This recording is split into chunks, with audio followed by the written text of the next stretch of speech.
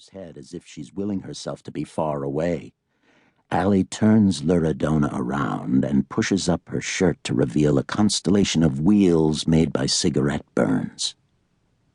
"What's the matter with you?" she says. "We need your help. We're both in terrible danger." The older woman has averted her gaze. "I know that better than you." Alli can tell that beneath the mother's mechanical tones lie glimmers of pain, fury, and, worst of all, resignation.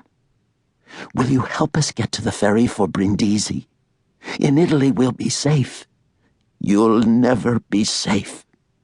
Alli is undeterred. "Please, we have nowhere else to turn." Another cough explodes from behind Liradona's mother.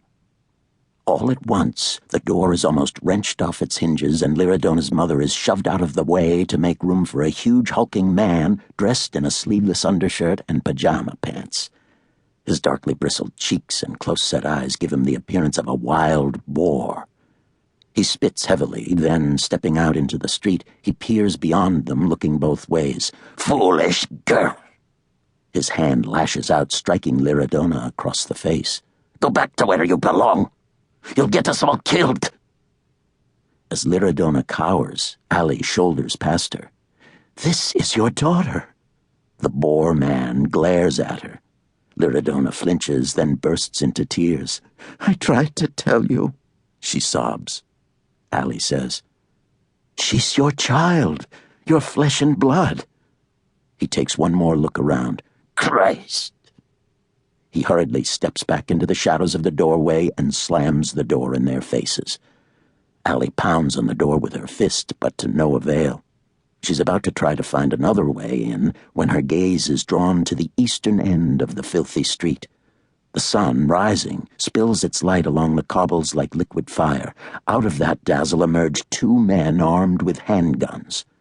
The instant they realize they've been seen, they sprint toward the two women. Alli grabs Liradona by the back of her shirt, wheels her around, and pulls her along. Liradona stumbles after her as they run in the opposite direction.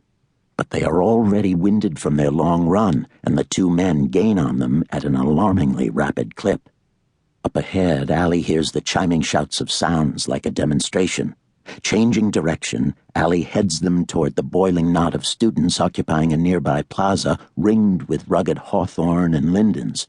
Like the trees, banners rise ahead of them, calling for bread and clean water, decent sanitation, heat and light. Power! Power now! Young people are everywhere, piling into the plaza, fiercely determined expressions on their faces as they begin to chant in unison. The raw, seething power of youth shakes the lindens like a sudden storm, and it seems as if hope is rising as inexorably as the flowers of spring. Grabbing Liradona by the hand, Alli plunges into the maelstrom of bodies. All around them, the air shudders with the angry shouts of the demonstrators. Fires are being lit, fueled by the garbage piled in the gutters.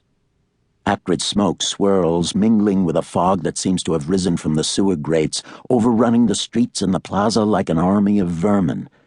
A great shout erupts as a group of about 10 young men rock a car back and forth, harder and harder, until, with their combined strength, they upend it.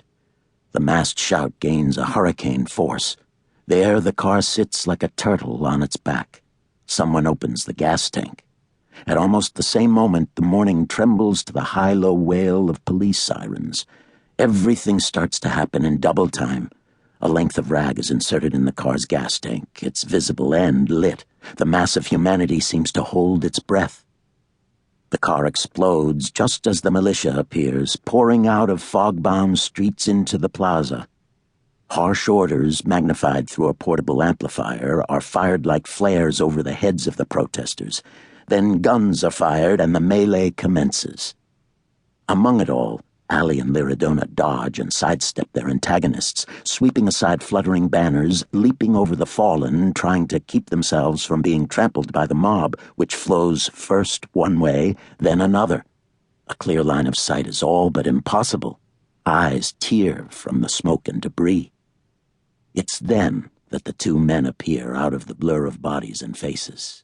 They grab Liradona and, as Alli tries to attack them,